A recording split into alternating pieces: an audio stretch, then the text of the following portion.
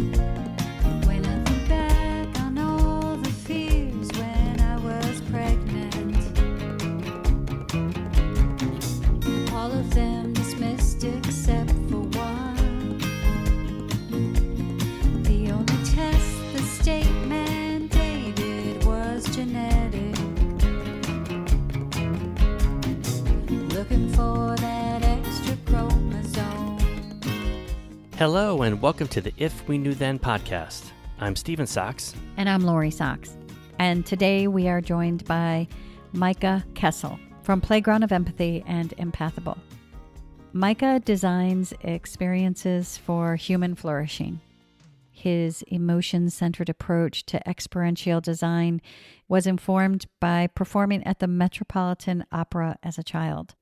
His current project, Empathable, is winner of the Harvard Culture Lab Innovation Fund Award and creates empathy by allowing participants to walk in the shoes of difference. Going into this interview, I thought that his inclusive playground was an apparatus because I look forward to the day when every playground at every school is one that is inclusive and attainable for everyone. So I was so excited when I went to the website and started exploring the Playground of Empathy. This gave me hope for the playgrounds in our children's lives, but beyond the elementary level. This is at the foundation of the playground that we all exist on, creating empathy, honoring people's spaces, the conversation, the words is something very special to me. And it gives us hope for a shift towards a society that honors differences and honor ourselves, honor our own space. This is the stuff of our conversation that I loved because all of it gives me hope. It gives me so much hope that the changes that are needed for equality and equanimity, these are the tools that can bring them. And on a personal note, the insights that I gained from this conversation are all things that I really wish I knew then. So welcome, Micah Kessel. Just trying to advocate. Well, Hey, Andy's Paul. pretty good because he's a I'm just listening to you talk before you arrive. Hi, good morning. How are you? Which one were you listening to? The one from, I believe they're golfers and they have a child who has Down syndrome. Is that right? Oh, yeah, he's a caddy. That's right. Caddy. Paul Tesori. Yeah, fantastic. Yeah, in Florida, yeah. Yeah, what a wonderful assortment of people that you've had on so far. Thank you. We have been really fortunate. We actually started the podcast to change so no one who came behind us had the same journey that we had, and to put the answers out there that weren't there for us. And really we're still searching. So as we go on as we continue to move forward and come across new things, like we're learning. I think that's the thing, is that we're learning and figuring it out. And it's nice to, sometimes when you learn something, you're the only one who gets the information, but this way other people can have it Yeah, too. we can share. Yeah, in social science, there's a phenomenon called hindsight bias, which you may have heard of, right? Which is the idea that once something has happened, it's very easy to say, oh, well, I thought that. I actually had an intuition that thing might happen, right? But more than often, that intuition is a flashing thought where there were other thoughts that were more important at the moment. And that's why you chose what you chose. So it's so nice to hear how someone else went through something. I couldn't agree more. I was so excited to speak with you because somebody, I guess it reached out through I don't know, like the vehicle of finding you guys, but somebody had reached out. And at first, when we saw Playground of Empathy, there's a lot of different playgrounds that are actually created that are inclusive playgrounds, so that they're accessible for every child. It's actually something that I've as far as a passion, just to have those at every school. So when we first heard the name of your organization, Playground of Empathy, I was like, this sounds brilliant. I want to talk to somebody who's making these playgrounds. And then when I went on your website, first, I loved reading about just how diverse and inclusive and artistically founded your board is. I think it's just such a beautiful, eclectic group that it's really delicious. I loved it. And then I watched your videos and I told Stephen, I was like, this is not a playground. This is not like an Well, apparatus. not the type of This is not apparatus an we think of, apparatus yeah. that we're talking about. It's so. If life was a playground. Right off the bat, your vision was to create a community that does not only speak of inclusion or try to understand it conceptually, but is actually able to apply the knowledge and become truly inclusive. And I love that. Mm-hmm. Yeah, wouldn't that be amazing? It's so amazing because I feel like a lot of times, because we fight for inclusion on our sons just for an education, the fight that we had all the way through elementary school, which sounds so silly that you'd fight for elementary school, but it was so taxing. And I feel like the word inclusion is a word, and then people detach from what it actually means. Like there's such a detachment from the concept. And I think that it's starting to become part of our society. It's starting to become part of the conversation, in film and all of these other areas where they're really bringing attention to diversity and inclusion. It's a word, but I feel like it's it's kind of surface, like it's the leaves instead of the seed of the tree kind of thing. Yeah, and I think that's also a challenge within, DEI or DB&I, right? There's many different acronyms that are used. JEDI is also used, including justice, right?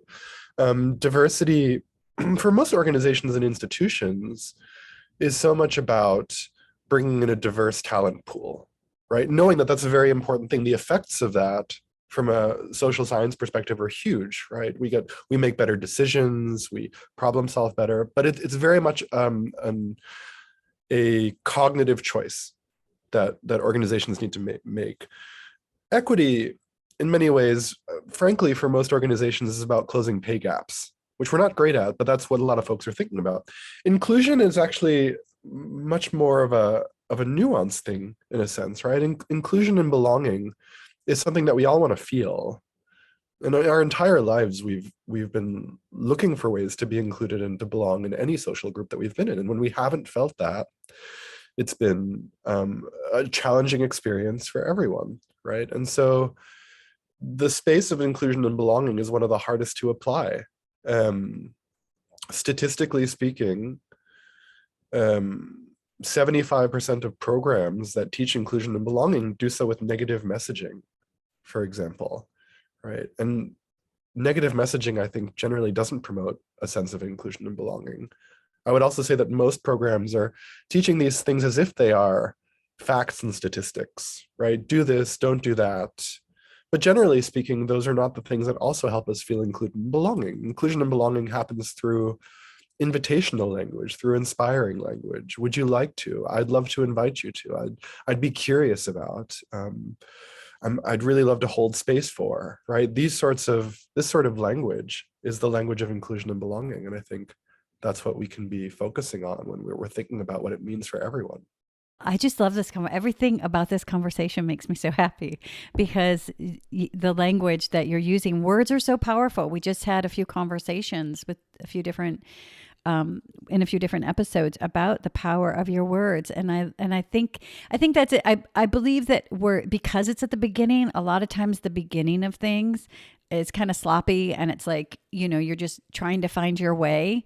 I think that the language that you're speaking about is so beautiful and such a gift. And this is the transition where your playground of empathy. I think this is where the empathy comes in, because by building the empathy, which is what you do it from the inside. This is what I love about your program, is that you do it from the inside, and it's not something that's put upon somebody, like this is what you're going to do. Because when we do something from the outside, we kind of just follow along the outline in hopes of getting it right. And sometimes we don't know why we're doing it. Sometimes we might use different language and we don't really know why we're doing it. And in doing that, sometimes we can mess up the words at times because it's not coming from the inside. And this is what I love about your playground of empathy, is that there's an understanding inside each individual that participates, and that creates an empathy. So there's not a question as to why. It comes from this beautiful place of connectiveness. Yeah, Absolutely. Connectiveness, realizing that we all have such different perspectives, and actually being able to acknowledge the validity of both our own perspective while realizing that someone else's perspective is equally valid because it's another individual on this planet, right? Like, our realities are very fictional. At this moment, I'm a fictional character in your reality, in the reality of your mind. But the thing that we sometimes forget is that you are also a fictional character in the reality of your own mind, right? The way that you think about yourself, the way that you describe yourself, the ways that you do or don't like yourself, your self-critical nature. I think we all know, if we've had friends or partners, right, that the things that we can think about ourselves can vary so much from how other people see us, sometimes for better, sometimes for worse, right? And so the idea of our own perspective being valid, our own view of self being something that is allowed to be considered, can take up so much space in our life. What if we were to allot a percentage of that space to say that this other person out there is having an equally valid experience? And I think recently, especially, I think about a book written by John Koenig called The Dictionary of Obscure Sorrows. It came out last year. And you were mentioning language gets invented all the time and changes all the time. It's so true. He invented a word called sonder, S-O-N-D-E-R, as a noun. And sonder he defines as the realization that each random passerby is the main character of their own story, living a life just as vivid and complex as your own. Just as vivid and complex as your own. What if we were to see empathy not as the ability to understand and share the feelings of another, right? Which is the dictionary definition, and which actually is scientifically impossible because we'll never be able to truly understand. We hardly understand our own experience sometimes, right? But what if we were to see it instead? What if empathy is actually the ability to celebrate the validity of another's experience, right? Crafting the ability to celebrate someone else's experience as valid as our own. I think we need to redefine empathy. And I think that's what Playground of Empathy and what our product, what we've created, Empathable, is really all about. It's about helping people walk in each other's shoes to have perspectives that are very, very different from our own, but that give us the time to think about those perspectives and realize that those also are valid to exist and something to be not only tolerated, but actually celebrated. Those differences can be celebrated. It feels like the glue or the medicine to heal so much brokenness is really what it feels like. You know, when you talk about fiction, I feel like any situation, especially if there's any kind of conflict or disconnect, I feel like that is the key thing to hold in your head, of that their experience is just as valid as our experience. And I think it doesn't necessarily, and automatically on this journey, my brain automatically goes to the fight for an education, which a lot of us in our community really have to fight, because there's the right of our children to be educated gets just thrown out the window. And it's really hard sometimes in those situations to, empathy doesn't even come into your brain when you're fighting for equality for your child, right? When you're standing up against injustices. But there's something in my heart that thinks that if if we can have empathy and understand that person's and have just an understanding that person has a journey just like ours, and it's just as valid. I feel like at least that makes the foundation that we're standing on movable. Yeah, absolutely. And that foundation of emotional education is truly what's missing in many ways, and what we need to be cultivating. And it starts in the home. Absolutely. It starts with parents that are inquisitive about their child's emotional state and not necessarily reacting to it, but allowing it to be what it is and letting it develop. As a social science researcher, and with the labs that we work with that study emotion and bias at Northeastern and Harvard, we're looking at not only the way that emotions and bias interventions can impact how we perceive others, but we're also looking at physiological things, right? So for example, let's say that you've had a really stressful day and you're metabolically, right? You're tired, you're hungry, you're annoyed, right? And you come home and someone says, I would like to invite you to try a type of cuisine that you've never had before in your entire life. It's going to have 16 different tiny dishes, or you can have a burger and fries. You know, what are you going to go for? You're going to go for the thing that you know. You're going to go for the thing that you have the mental space for, right? To be metaphoric about it. And that's because when we are stressed, when we're metabolically limited, when we have less bandwidth, we also have less space to accept variation. And so starting to develop a culture where we can accept variation also means being able to depolarize and de-stress our environments. It really loops in on itself. The more we can listen to each other, the less we elevate conversations to the point of stress, the less stressed we get, the better we'll be able to to listen to each other. And that's why it doesn't matter where you go into the loop, but you have to enter somewhere. So in that situation, when you're in an IEP and your bandwidth is very, very limited because you're under a stressful situation, you're basically choosing burgers and fries instead of a bigger conversation. I love the part of the conversation talking about your child's emotions. Like I forget exactly. I couldn't write it down as quick as you said it, but it just struck me right away because I think as parents we get stressed trying to, I hate this word, but make something right. We're always judging ourselves. I hear this a lot from parents about, I want to make sure I'm giving the support that they need. I want to make sure I'm doing it right, that I'm giving them everything, because it is a really challenging, it can be very, you can feel very isolated on this journey. You can feel like you're always fighting on this journey. And when you said that about, I'm just going to paraphrase, but basically honoring and flowing with your child's emotion instead of trying to fix it is what I felt like that statement, like instead of judging it or trying to fix it. And I want to go back to that because it was really beautiful. Yeah, totally. And it really ties into the diversity and inclusion work too, because we see diversity and inclusion and belonging and that whole conversation about implicit bias and things like that as something that we need to learn to improve. And that may be true, right? I'm not refuting it. I'm not even entering that conversation at this moment.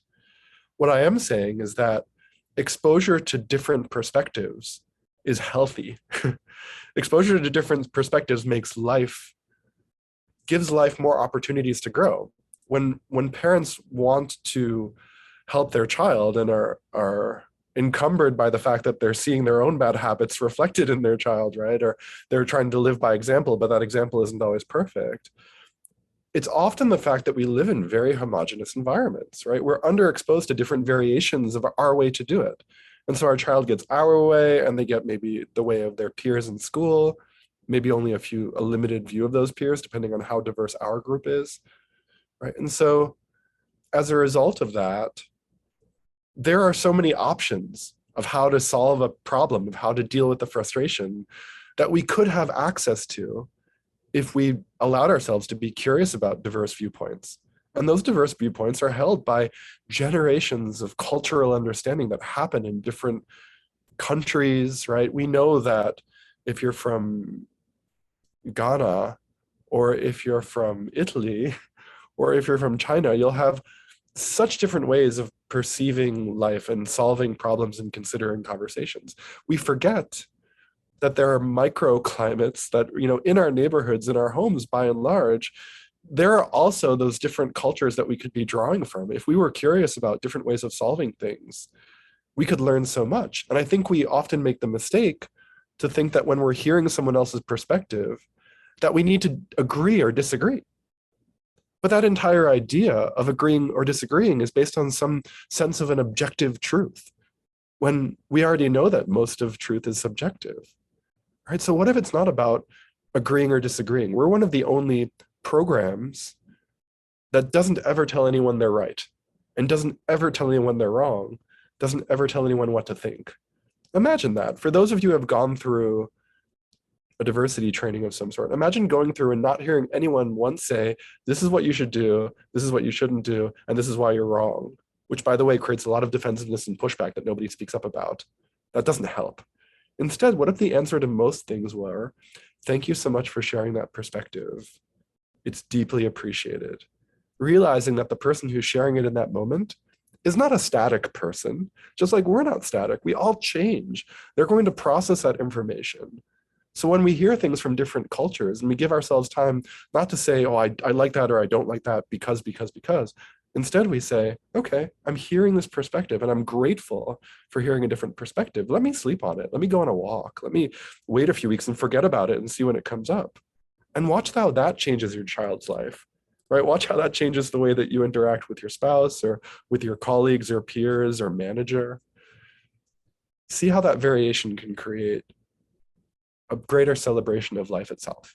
That's what I think we need to encourage people to do as a solution to diversity and inclusion and as a solution to the polarization that we have in this country at this moment. I love the thought of not having to be right or wrong. I think that's so freeing. I don't know, like, why do we have to, like that opinion of that's right or that's wrong? Well, that's truly taking out any judgments if you're just listening. Mm-hmm. And then letting it come into your life whenever and however it does.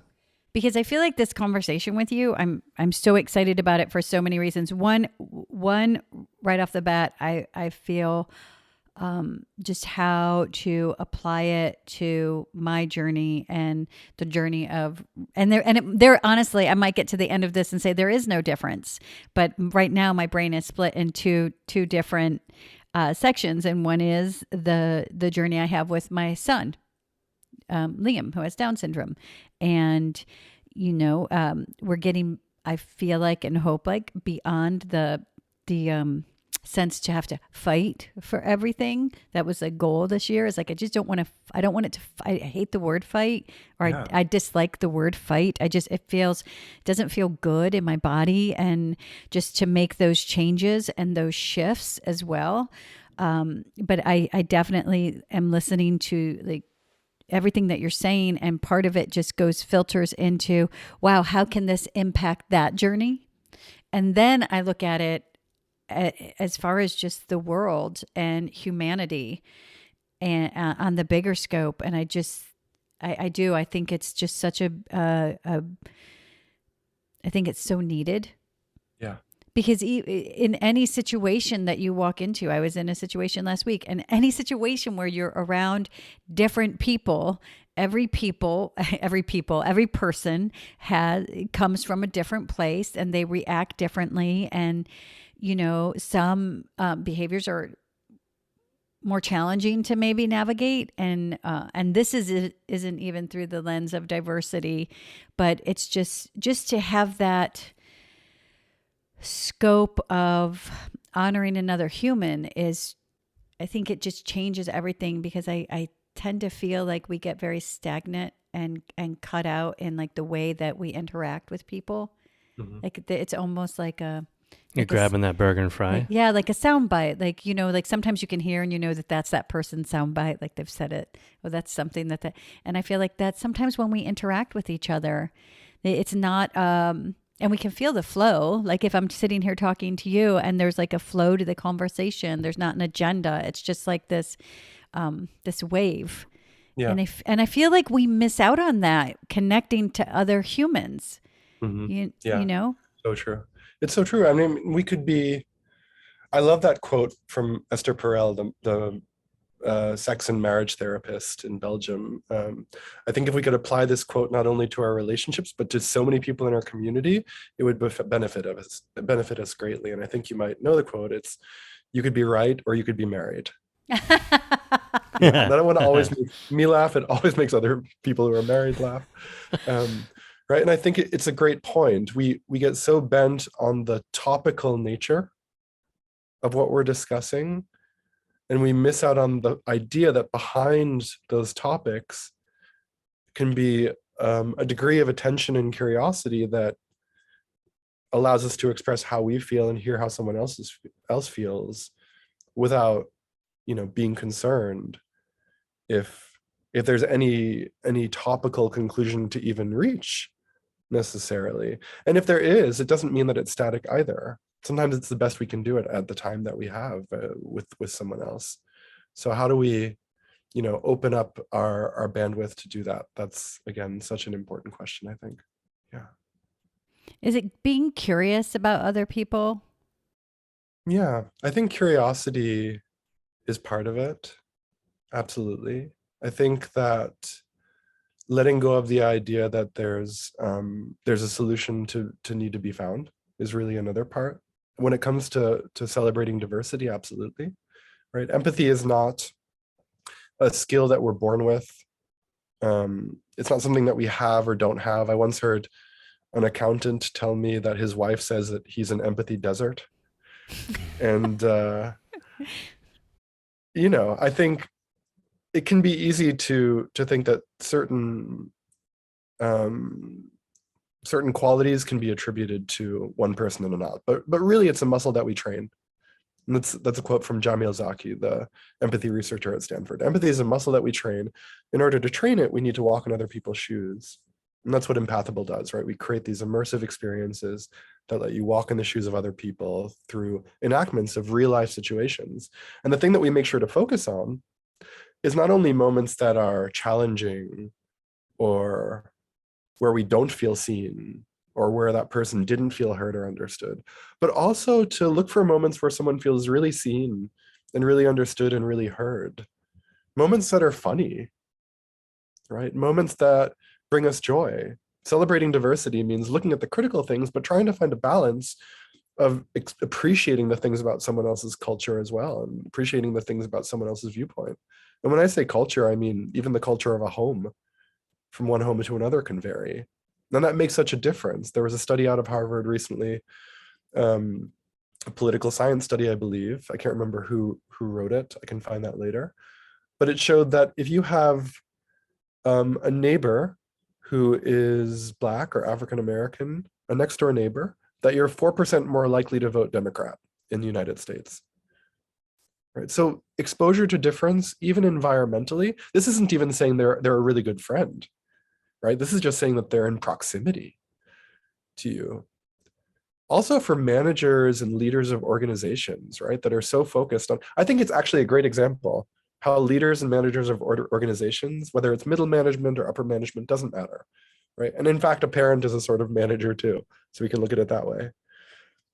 There are things that we need to get done on a daily basis. We need to check certain boxes. We have KPIs and OKRs in business. We have getting our kids to school on time and making sure they do this and that, right, as parents. So we have boxes to check. Great. But what is the benefit of taking a few minutes every day, or even a few seconds, to just be curious, as you mentioned, right? Ask a question, like you said, Lori. How does that make you feel? Or I noticed that might be impacting you. I don't even know how, but I'm really curious. And then when you get an answer, not trying to frame their answer in your own words, right? But just leaving space for it to be exactly as it is so that they feel heard, saying it in their own words back to them. That builds a sort of belonging and a trust that becomes foundational. And then when we make mistakes, we have that foundation to already build on, right? In other words, if you're a manager, just like if you're a parent, you're going to mess up at some point. You're going to get someone's pronouns wrong in business, right? Could very much happen. You're going to interrupt someone when you didn't mean to.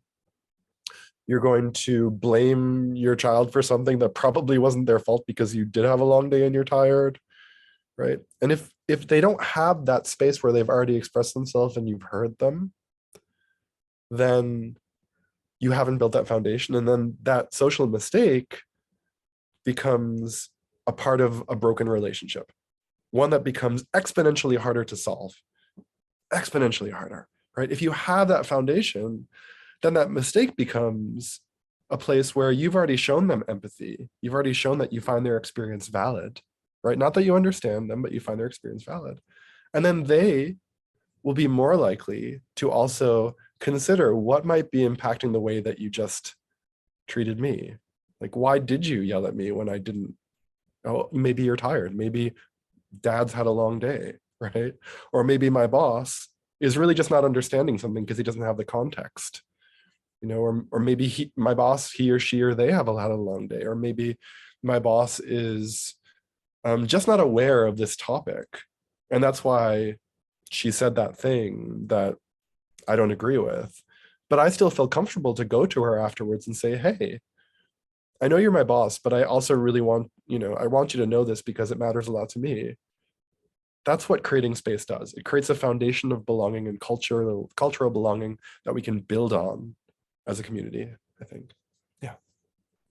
Because if we don't have that foundation of trust, then someone says something and we're just affected by it and we take it at face value. And there is a bit of it does break it more, I guess, is the only way I could think. Like you just like look and that comment, whatever it is, becomes that person. And then that person is no longer someone with an experience as valid as ours. They're just that person who said that thing, or that person that's just not kind, or whatever the situation is. And then whatever label you put on them, right? Whatever label, and then it's broken. That connection is broken. Yeah. It's so challenging to have the perspective that if I were exactly in their position in life, if I had all the experiences that they had, if I was born looking and in the exact same environment that they were in, I'd probably do very, very similar things. That's such a hard perspective. It's easy to take when it's a slight infraction or when it's a little social mistake. It's hard to take when we really feel we've been wronged. And none of this is to say that we don't need to learn how to create boundaries for ourselves that do allow us to stay whole and allow us to recover if we've been triggered or hurt, right? That's also very important. But at the same time, at some point in the processing and in the healing of a community, I think it can be really helpful to take that time to really consider that perspective as if we could have done it ourselves. So, Micah, my question is for parents who, when you mention about it's hard when you've been wronged, for parents who are fighting for their child, and it's really challenging when, especially in the world of diversity and inclusion, our children with Down syndrome, like our son's civil right to an education was ignored, was withdrawn this year. Like, that we don't care. This is just what we're doing, with no perspective to consequence. And actually the excuse was, I have a job to keep. And that would ever hold a day in court. Like if you said, well, I broke the law, I was going super fast, but I have a job to keep. They'd be like, well, I'm sorry about that, but it doesn't make it right. In that situation, how do we find empathy for the other? How do we find, because I believe that having if it's not, I believe that having a connectiveness to that person, but would probably make it better. But how do you find empathy in situations like that? Because that's what parents in this community really experience. They experience violations, but with no regard to what's being done. It's like, I'm just going to do because I know I'm going to get away with it, because there really isn't a system in place right now where children with disabilities or people with disabilities are actually like their voices heard. A lot of the times parents are so tired, like you said, they just don't have the fight in them, and they shift their focus to like taking care of, but I mean, how, and I feel like the empathy would actually help the parent. Like if I could have empathy for that person who just did that, but how do you find empathy in that kind of situation? Yeah, let me ask you, Laurie, when you speak with other parents of children with Down syndrome that have been privy to similar challenges, what is that like for you? I get so sad. I get so sad to hear that, like, because honestly, the reason why we created this podcast is a lot of what we experienced was just, it was just so hard and heartbreaking. Yeah. And the challenge, it was just like you have this beautiful human who's your child who definitely doesn't fit into the box they put them in, but this box creates boundaries in his life that you're having to tear down, of course, until he is able to tear down for himself. And you go through it hoping no one else is experiencing this, and you fight for it, hoping your fight changes things that for people who come behind you. And then it's so hard. Just the stories are still so abundant, and it makes me really, really sad because I just don't. If we could change the path for one person to not feel that kind of pain. Yeah. That's really why we're on this journey. That's why we have created the podcast. So when I hear other people are experiencing it, I want to take their pain. I want to change it. I want to empower them. I want to make it right. These are things I want to do for them, and that's why I ask you, because I think that, I'll always tell my daughter, you forgive people, you hold that you hold the peace and the love in your heart for you, because it really heals you, in a way it heals the world too. But like for you as a human, you don't, like, you're kind of freed from the stuff that weighs on your shoulders. And so, that's how I feel. I feel really sad. Yeah, I hear you. I mean, first of all, I want to say that sadness belongs here in this moment with us, with the three of us, and with everyone who's listening. Let's just take a moment, literally, 2 seconds of radio silence. I don't think that's too much to ask, to just say that sadness belongs.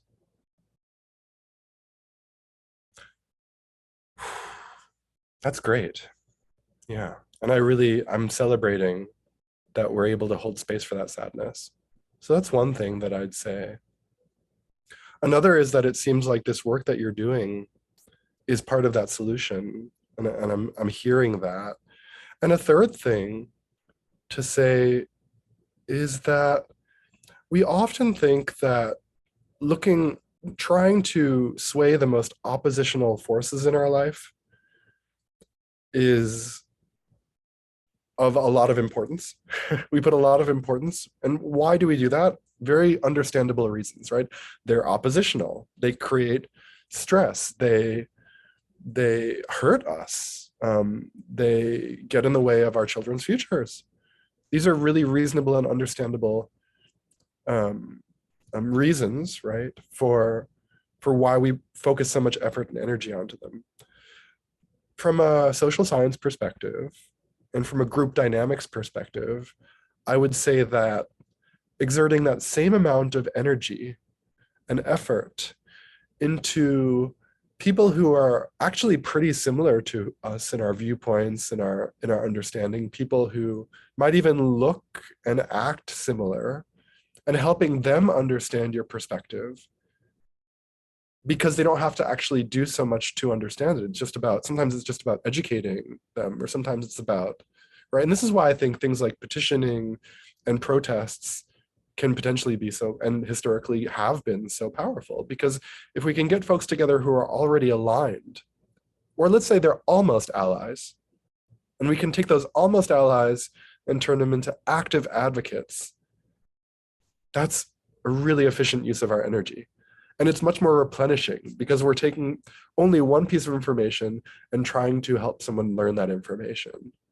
Whereas taking someone across the bell curve, across the spectrum, and trying to pull them towards you, you might win that battle. But if you've exerted so much in order to get there, right, then is the cost worth it? That's a good question. And yes, that might mean that oppositional force stays oppositional and you won't win that battle. But in the long run, in the world of 100 choices every 6 months that you make, if those choices, the energy towards those choices is put into finding the almost allies and turning them into active advocates, I theorize, and I think colleagues would as well, it will be more generative, it will be more replenishing, you'll be able to retain resilience a lot more. And resilience is so important. I think we overestimate how resilient we are. I think we're actually less resilient than we think. And so it's important to put ourselves in an environment with people that we can empathize with, that have slight variations, and learn from them and have them learn from us, and then rally together. And I think that, when it comes to protests and petitions, often it gets to the point where the opposition is so bad, where people have been fighting the opposition so much that that fury and that outrage then becomes the core entity of the protest, right? Or of the petitioning, or of the social group. And again, it's not a conversation that I feel comfortable in engaging in terms of whether that's right or wrong. But I will say that peaceful protest, or right, groups that are understanding how to engage with each other as a force, and then go to the oppositional body as a force, and go to the oppositional body with empathy as a force. Can you imagine that? Can you imagine what that might do to conflicts, even at borders with countries of high conflict areas, with huge challenges in terms of how refugees are treated? Can you imagine how that might impact immigration, or how that might impact, again, the way that we marginalize disability? Yeah. So effort towards the almost allies, turning them into active advocates. That's my TLDR of your question. What's TLDR mean? Too long, don't read. In other words, if I were to, if I just went on a little bit of a pedestal talk, I think if I were to sum it up, right, I would say, instead of going to the other side and trying to sway the most oppositional force, what if we could find the people who want to be aligned with us, who already are motivated and comfortable and willing, but just don't necessarily know the things that don't have your perspective, don't have the knowledge, and you could help them apply that knowledge by understanding through storytelling. How powerful could that be, right? How much might I be open and willing to engage in more active advocacy towards Down syndrome if I were to spend a half an hour with you? Let's say that we already get along, we already have known each other for 5 years, right? We already, our kids play soccer together or whatever, right? Or basketball. We already have that relationship. And then already having that relationship, not being best friends, but never having a reason to not like each other, let's say at the very least. And then you say, would you like to come over for dinner? I'd love to I just feel like we have a good connection, and I just feel like I'd like to let you in a little bit more and let you know about the perspective of my life. And I'd like to hear more about yours as well.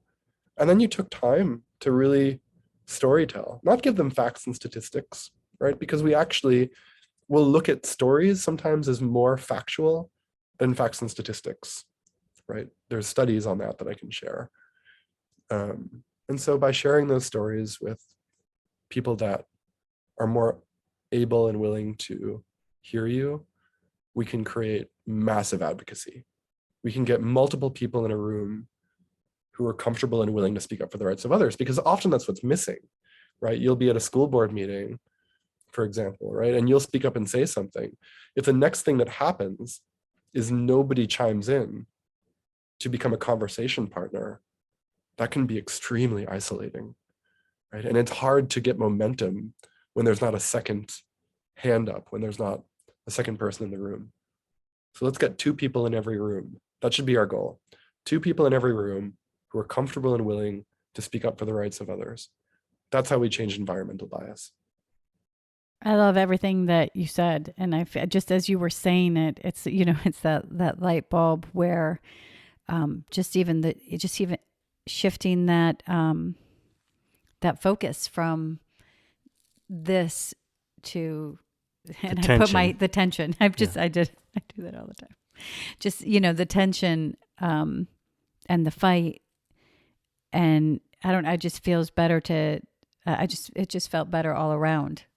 And I love that. I love that because I feel like it's the truth of maybe not being able to change that wall you're hitting yourself against. So instead, stop hitting that wall and what else is in the room. And I know I'm like paraphrasing your words, and I know that's like not part of the, the empathy and hearing please you, do. but I feel like that feels like how I can take everything that you said and absorb. Like that just feels better. It just feels better. Definitely taking the moment to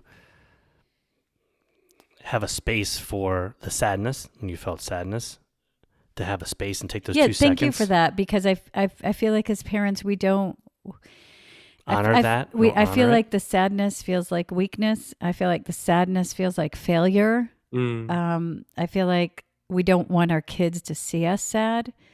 But if we don't let our kids see us sad, then how do our kids learn to hold their own sadness? And what happens when we repress sadness? Lots and lots of very disturbing things, right? Like, Lori, the sadness that you felt in that moment belongs in my life now. It's not mine, right? I don't own it, but I accept it, and I embrace it, and I celebrate it. I celebrate that sadness that you felt as an equally valid feeling to happiness. We often feel like when we're feeling happy emotions, we can just say, oh, I'm good, thanks for asking, right? Or I'm great. We often say this in the immersive experience that we share. We share it as a facilitated session, and we also share it as an app, so it can be scalable. We can make empathy scalable throughout organizations, right? But when we share it in a facilitated session, whether it's with 6 people or 600 people, we'll ask people to share 3 emotions that they're feeling. And when we ask them when they're sharing those 3 emotions, don't explain why.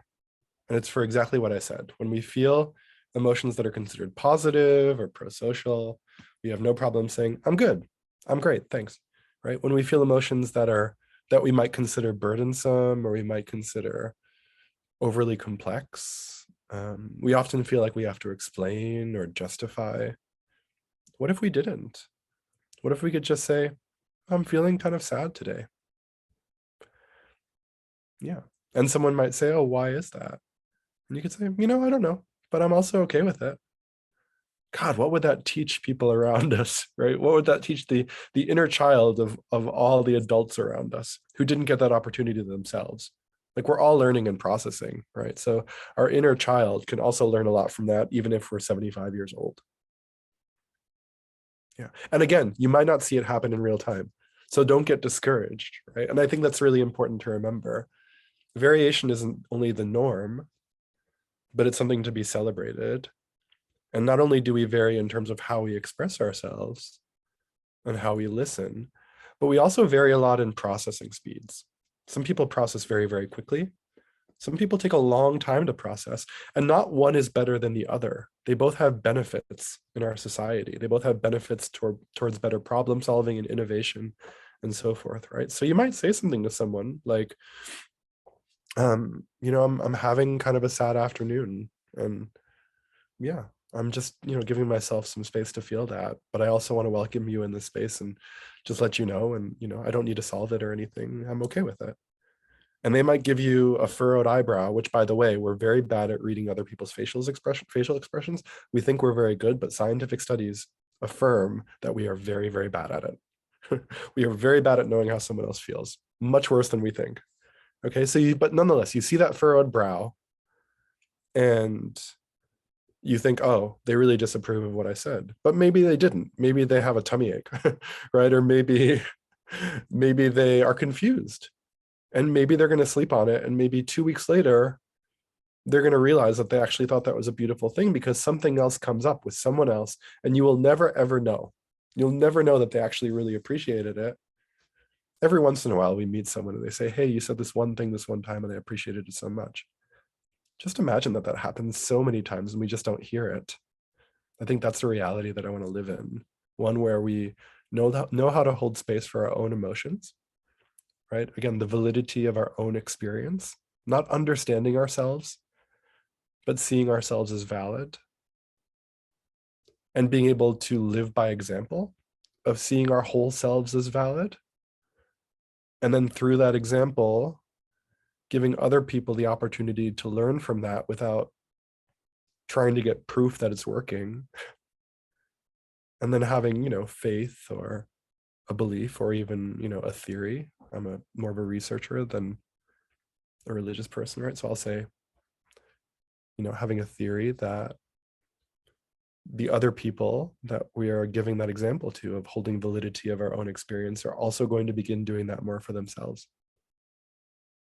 Again, we have to believe in a future better than the one that we are in right now, and step into the present in order to create it. That's something that I personally believe.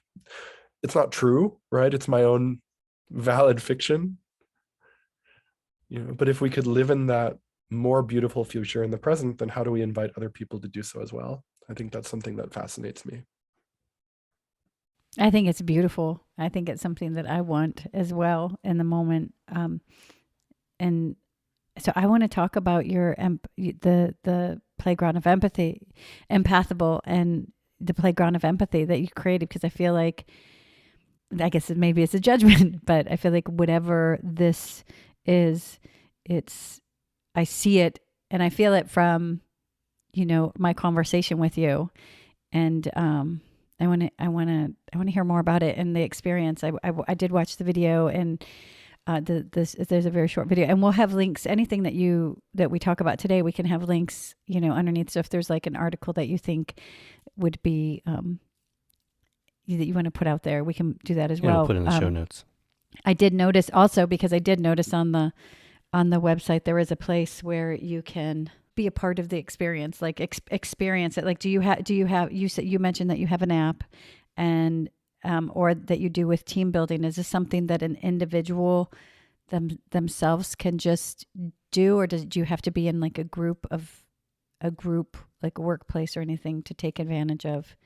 Yeah, so I would say that it doesn't have to be a workplace. It could also be a school, it could be a community, it could be a church, right? Or some sort of religious institution, right? There are many sorts of groups that could engage. It could be a soccer team, right? It could be a nonprofit that you volunteer for. And reaching out to empathable.com, which is spelled as you'd think, EMPATHABLE, Empathable. You can think of it that way, right? And being curious and asking us more, that's a wonderful way to find out more, and, glad to send information. What I would say is, in order to understand why Empathable is special, I think we have to have a context for where we are today in our understanding of each other's differences. Right. And so we know in science that in the last 15 years, a vast review of interventions that are aimed to help remove biases and teach implicit bias or teach us about our differences are failing. They're not showing that people are actually becoming less biased. We also know from organizational studies. Harvard Business Review did a study of 829 companies in 31 years that essentially showed that diversity training had no positive effect on the average workplace. That's really disturbing, right? We're in a time where we are economically investing a huge amount of finance and resources into trying to solve a problem that we're not solving effectively. And based on our research, I think the main three reasons for this are that most interventions are taught through bullet points and statistics, right? Do this, don't do that, as I mentioned. What that does is, the second problem, it creates defensiveness and pushback. And just like 90+% of issues that people have with each other don't get reported to HR or don't get reported to a counselor or the principal, right? So too, most of that defensiveness and pushback does not get reported. And then the third thing is that they use negative messaging, right? You're doing it wrong if you do this. If you've said this before, that is hurting someone. And that might be true, but it's a hard way to change behavior in that sense, right? We need to start applying empathy by creating curiosity and positive relatability, relating to people in a positive way, being curious about their experience. And what we do is we use point of view immersive media, right? So you see things through someone's eyes and you interact with them in an immersive app or in an immersive facilitated session.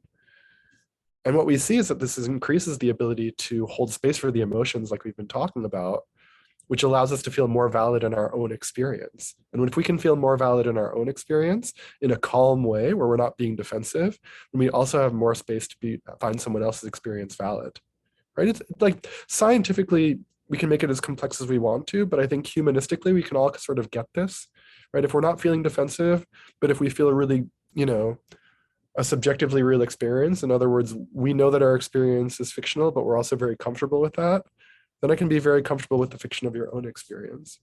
And we meet people where they are, and we let them arrive at their own pace. We don't tell people that they're wrong. And we've seen that the data on this experience, by sharing it facilitated or through the app, we're noticing that people are using more positive language after the experience. They're feeling more comfortable, more confident, more proud, more hopeful, as opposed to apprehensive or conflicted or distracted, right? Which is by and large what people feel when they think about going to a diversity training. I think, and sexual harassment training is sort of, the precedent. There was more of that before there was diversity training. And I think by and large, when people in organizations or schools think about sexual harassment trainings, we realize it's very important, and we realize that we are in a very disturbing society when it comes to how the different sexes and genders are treated. But these trainings are awful. They're so awful. And people phone it in, right? People sleep through them. People don't care. People feel like they're being lectured at. And so they're not actually teaching great values. It's almost like a punitive way of learning about how to become a better person, which doesn't make any sense whatsoever. We need experiences where people are sharing vulnerability and connection and safety and community, and are thereby, what we've seen in our data is that people feel more comfort in speaking up about intersectional topics, like the intersection of being disabled and a person of color, for example, or more comfort and willingness to speak up for the rights of others when it comes to body size and body type, more comfort in talking about someone being trans or talking about transphobia. We even see more comfort and willingness to speak up to people's bosses, as I mentioned, right? Which is a very hard thing to do. Power dynamics are very complex, obviously. But people become even more comfortable and willing after this program to even speak up to power in a way that works and keeps relationships whole. And so that's why we're so excited about the work of Empathable, because this highly different approach of approaching diversity and inclusion and belonging through inspiring people, through celebrating differences, through being curious. We think this is absolutely not only the pathway to empathy, but the pathway to cultural belonging, the pathway to belonging for everyone, because we all deserve to belong. Absolutely. Yeah, I think I feel you're right. The belonging is so important. And when you're talking about it, and I go back to just the video that people can watch, just it feels like you're on the inside. And again, like we talked about at the very beginning, like it's more of an experience than a lecture. Like I remember the time on our journey where I was really angry about a lot of the comments that came my way. And I always felt like I had to just tell, like, there's a part of me that, I was just mad. And I just felt like, when something would come my way, it was more that, I wasn't very empathetic in my delivery of things.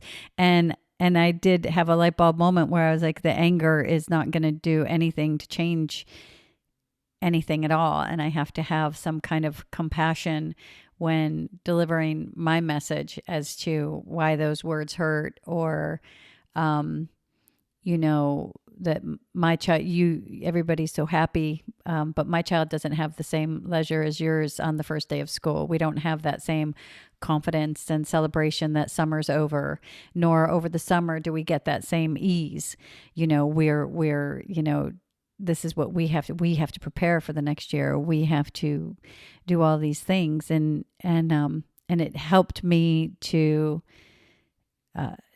come from a softer place, really, of, just explaining and not being mad that someone didn't understand. And I think that's one of the things that I really loved, even though your video was very short, just that feeling that you were on the inside and experiencing maybe the feelings of what someone else would feel, and so many questions. Like there is one, and you're on the inside of that one person walking, but can I say this? And someone's walking and they move out of the way, and she says, "Why did you move out of the way?" You don't have to move out of the way for a white person. They're not going to move out of the way for you. And I thought, gosh, that's just such a, I wanted to finish that conversation. I wanted to hear the rest of that conversation, you know, and it's beautiful to want to know, because those feelings are so valid. And go ahead. Yeah, I no, sorry. I love that you brought up that example, because it's such a perfect one, right? Like, in the United States of America, many Black women have the experience that white people do not move out of the way for them. That statement by itself can cause a lot of inner defensiveness and pushback, right? What do you mean I don't move out of the way? I move out of the way for everybody. Everybody has the same chance, all of these sorts of things, right? But again, this is not about what's right and what's wrong yet. It doesn't have to be, right? This is about hearing that. I can tell you that of the 10,000 plus people that have gone through our experience, the majority of Black women say, this is a moment that I can relate to. I too have noticed that people do not move out of the way for me when I'm walking down the street. And now I tell my teenage kids, hold space for yourself, because if you don't, no one's going to do it for you. And as a listener to that story, it would be very easy for me to make it a topic about society, right? To generalize. But none of us are generalizations. We are all individuals. So what if instead I could say, this experience to this one individual isn't for me to stand here and say, this is right or wrong, or this is what I think about it even. This experience is for me to hear. It's actually for me to celebrate, even if celebration might feel like a weird word to use if we're talking about the way that someone feels hurt. But what I'm doing is I'm celebrating the validity of the experience. I'm celebrating that your experience is valid, even if it's a hard experience, and therefore I'm being open to it. And what we've seen are people respond to that by, I can say at one nonprofit, we share that moment in time, that particular experience of someone not moving out of the way for a Black queer college student. And there was a white man, boomer generation, who I think was in a position of management. And he said, I've never thought about that a day in my life. Is that a thing? And then a Black female colleague of his, maybe 10 years younger, and say in her 40s, responded and said, yeah, that's a thing. I think about that all the time. I've thought about that every single day of my life. Okay. Then he said, really? Which might sound ridiculous, but actually it's true curiosity and surprise. To which she said, yeah, really. And now that I have teenage daughters, I talk to them about it, because with COVID, moving out of the way means moving on the street. And then he said, I'll never forget this. He said, well, now I'm definitely going to move out of the way for you when I see you in the hall at work. And then she said, yeah, you better move out of the way for me when you see me. And they laughed about it, and they had a great time. They had a great conversation, and again, they had that foundation of two colleagues that already seemed to get along very well. But something dramatic had shifted in that moment, and we got to witness it.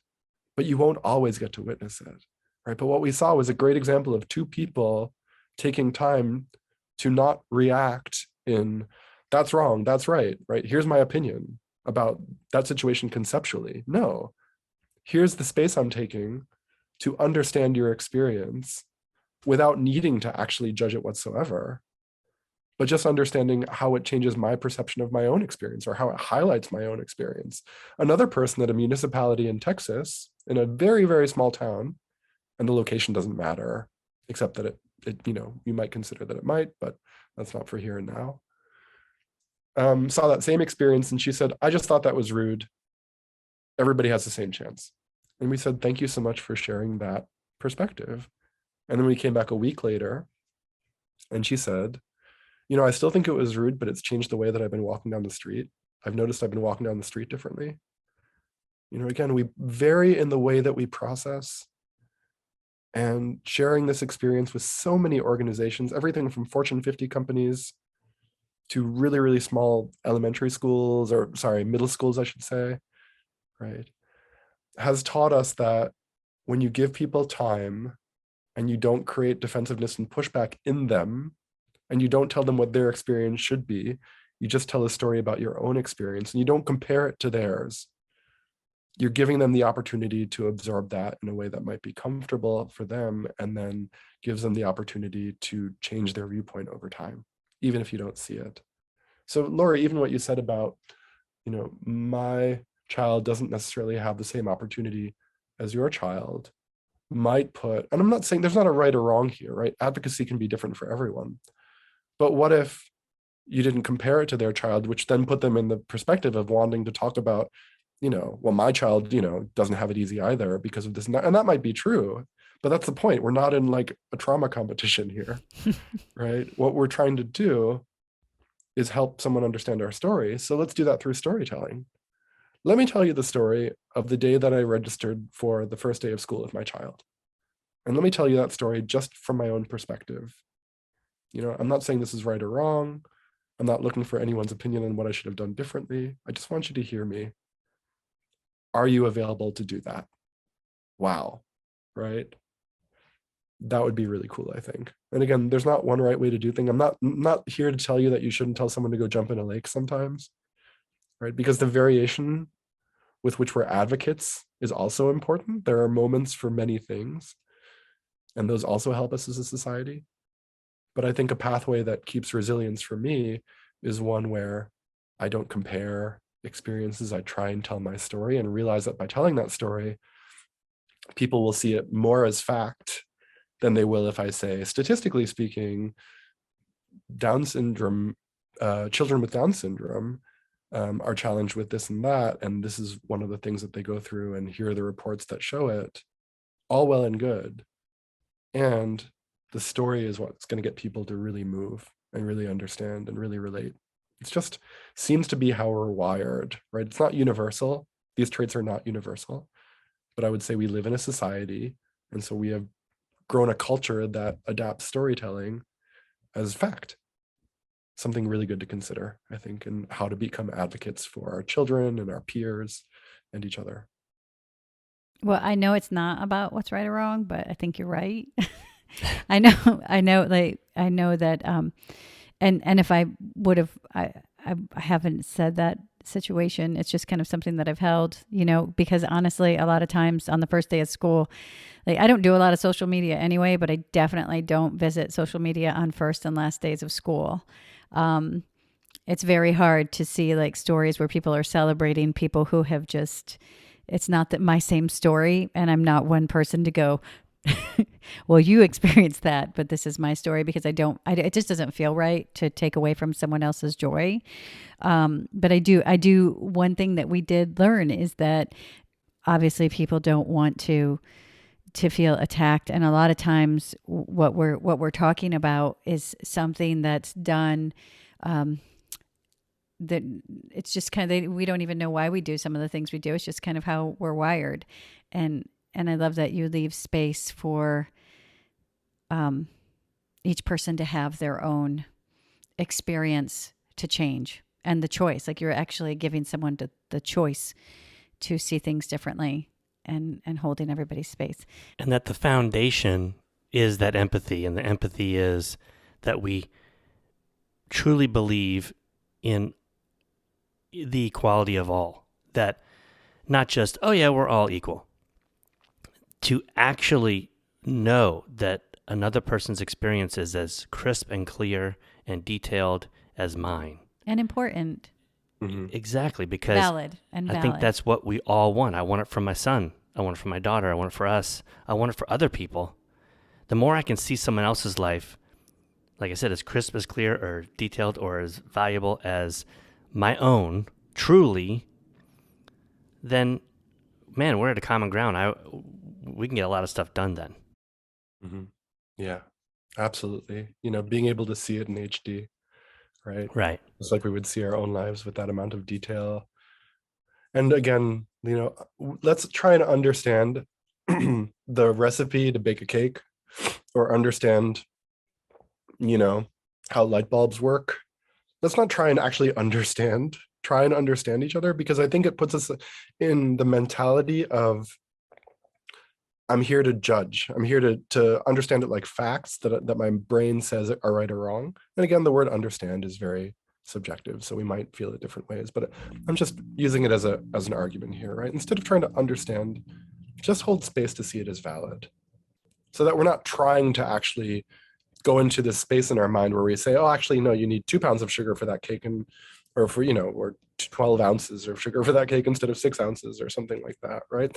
Those are facts. Those are ingredients. People are not ingredients. We are very, very complex.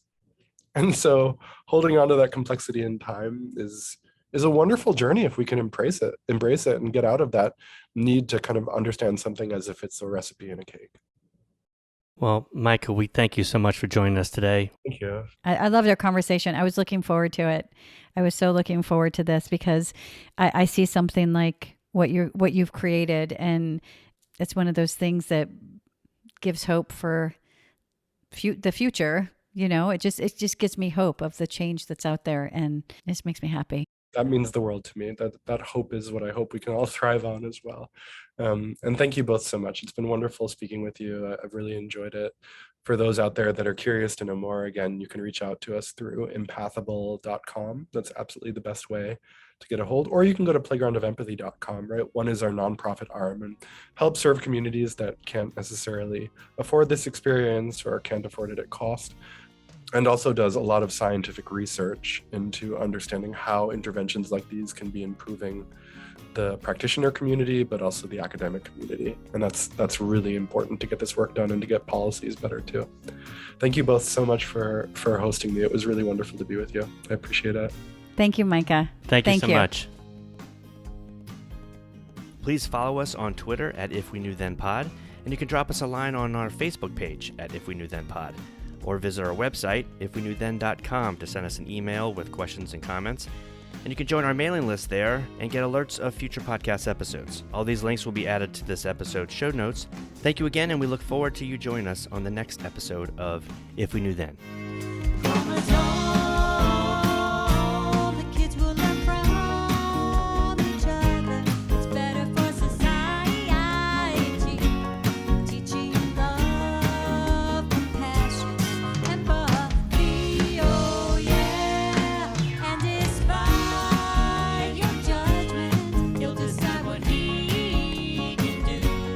Mama would